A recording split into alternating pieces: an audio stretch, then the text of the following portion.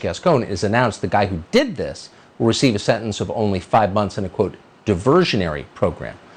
Now, the mother who was injured in that attack is, of course, outraged, obviously. What does it say about the value of her life? She has requested we refer to her only by her first name, Rachel. We're honored to have her join us now. Rachel, thanks so much for coming on. Thanks for having me, Tucker. So that tape is really, we actually debated whether to put it on. It's that awful. I can't even imagine how you feel when you, well, how do you feel when you see that? You know, at this point, I'm pretty numb to it. I watched it about, you know, I'd say at least 1,000 times. I've steel shotted it to see, you know, did I do what I thought I did? Did I do everything I could to protect my child? And thankfully, I think I did. Yes. But it was very tough to watch at first. Made me very sick. But I'm okay now watching it. It seems very obvious, and I'm just looking at the screen right now. There's space for him to avoid you and your son, but it looks like he did it on purpose. Absolutely, he did it on purpose. You know, I made eye contact with him as he was approaching us. I screamed for him to stop.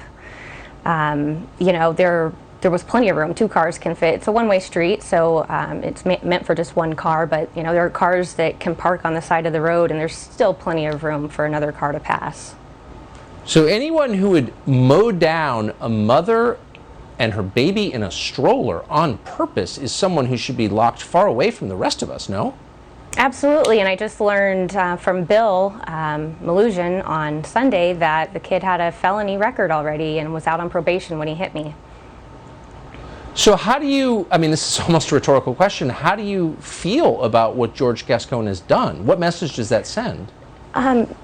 I mean, it sends a lot of messages. It sends messages to criminals that, you know, it's okay to do bad things because we're not going to punish you. We're going to punish the victims instead.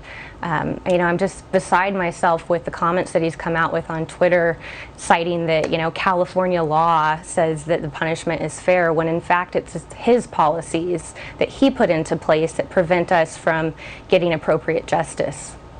Yeah, I mean, he assigns no value to your life or your son's life at all, it feels like.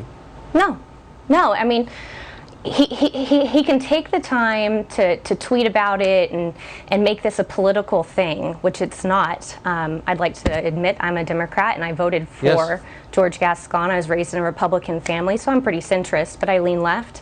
And, you know, I voted for this guy because I believe that, you know, our prisons do need some reform, but rewarding criminals, violent criminals for their actions is very far from any kind of reformation that anybody would think is appropriate.